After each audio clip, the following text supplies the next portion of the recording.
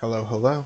Today we'll be going over the Motherlode 6, and this boss will do a knockback right at the start, and then he's going to send out 3 footballs. You want to prioritize hitting the footballs back at him if possible. Each one that hits him increases the damage that's dealt to him. Even melee want to try if there's one off to the side. Be careful though, as you see there are arrows coming out of the footballs, and that's the direction they're going. So you don't want to just click them, you want to make sure they're actually going towards the boss. Another thing to note is we pop Lust here because he's going to have all 3 stacks of the debuff. Another thing he does in this fight is the Electric Claw. He's doing it right now. He does it in the direction he's facing, so I jump out of the way. If that hits me, it stuns me for quite a long time, so I don't want to get hit by it. It also does about half your health and damage. So here I'm getting the bombs. My brother gets the other bomb, and we're able to burn the boss the rest of the way down. And that's a pretty easy fight. Now we are prepping the ads for Azarok. So we're using the totems to CC 2 of them and then focusing the other 2. The ads will focus random people. If they hit you, it puts a debuff on you that stacks. So you want to make sure you're kiting them and not just tanking the hits too much. Hierarchies especially, it will destroy you. Here, you can actually stun them out of this ability, but you can also stay away from them. Either way works. Now I'm breaking this one out of CC because we want to kill all the ads first, and then we'll focus the boss. I believe he's going to empower one of them next. So he empowers the one that we haven't fought yet. So we're going to focus that one down. Once all the ads are dead, then we focus the boss himself. This boss has an ability where he will stun everybody in front of him. It's called Tectonic Smash. He's doing it right now. So if you see Tectonic Smash, don't stay in front of the boss. So when kiting, keep aware of that. For the most part, you don't really want to stand in front of the boss. And then whenever ads spawn like they are right now, we want to switch to the ads. Now, this whole fight, I'm pretty much just DPSing if nothing's chasing me. Helping with CC if I can. I'll use my slow that pulls people in as well, Ursul's Vortex. And I also use my mass root. Sometimes I'll punch if I need to, but I don't generally need to for this fight. It's pretty easy. Once the ads are dead, the boss doesn't do anything. So the scariest part about this fight is the ads, and once the ads are down, we are good.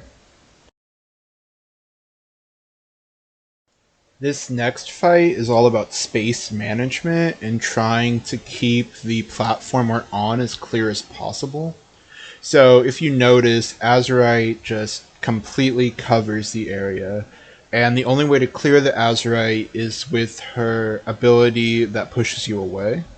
So you want to position yourself so that when you're being pushed away, it'll push all the Azurite with it. So right now I'm positioning myself. If it targets me, it'll get as much Azurite behind me as possible.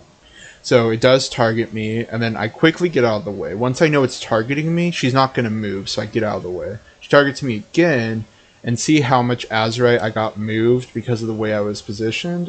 Almost all of it was gone. So you want to keep that in mind when fighting this boss. It's really important to keep it clear. Otherwise, the whole platform is going to be full. And on other weeks where it takes her a lot longer to die, we'll at least have that buffer. So for this fight, I don't feel like everybody understands all of the mechanics, so I want to go over it. First, he's going to summon the little tiny mechs. You see these 2 copters that are flying off to the sides. They will target whatever's in front of him, and they're the ones that send out the micro missiles. So if you see, I knew where they were, so I got in a position where the missiles wouldn't affect me. This Gatling gun does less damage if you run through it, so make sure if you're going to get hit by it anyway, just run the other way through it and you won't take that much damage. This missile will chase you forever, so get away from other people, but then get hit by it. Don't keep trying to outrun it because you can't.